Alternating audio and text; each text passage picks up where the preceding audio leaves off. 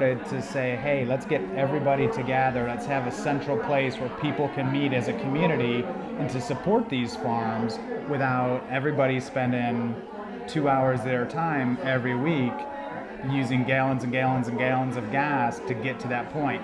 Let's have a hub here in the center of the county in Doylestown where we can support the community, where the community can support us, and all the farms, agriculture, crafts can be supported within one kind of facility here in town.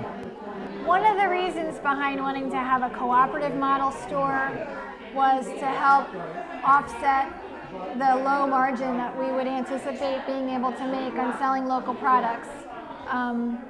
Locally produced food costs more in some ways, especially if you want the more sustainably grown products. It takes more labor to not use chemicals in your production. It costs more to provide organic feed to your animals. There's a lot of reasons why, and we wanted to try to make it accessible and affordable as much as we could, and to do that in a conventional grocery store structure would have been really hard because the margins are already so low in those models.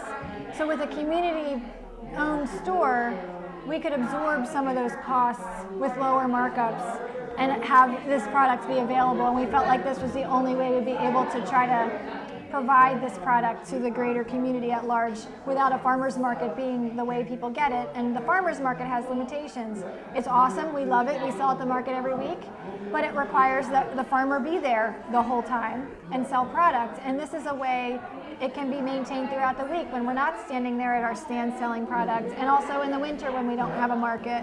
But we need to be in our fields, we need to be cultivating, we need to be planting, we need to be growing. Like, we can't stand there all day long. So the co-op really supports the farms as well as the farms supporting the co-op.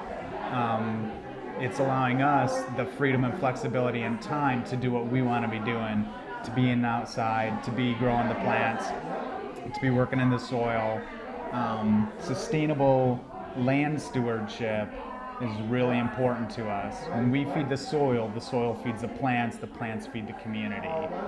That's an important symbiotic relationship that is amazing, and the community is behind it. Doylestown community, Central Bucks community wants good food. They want to support their farms. They want farms to be doing what we're doing in a sustainable way.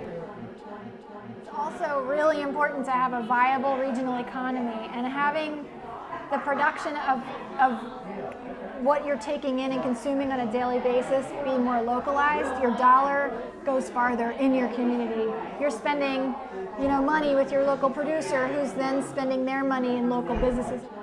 You go to some of these national chains, you buy your food, that money is not staying there. It's not staying in your community. Pennies of it are probably staying in your community, and the rest of it's going out. So supporting a regional economy through this business model, I think, is something that will become increasingly important as our resources become increasingly depleted.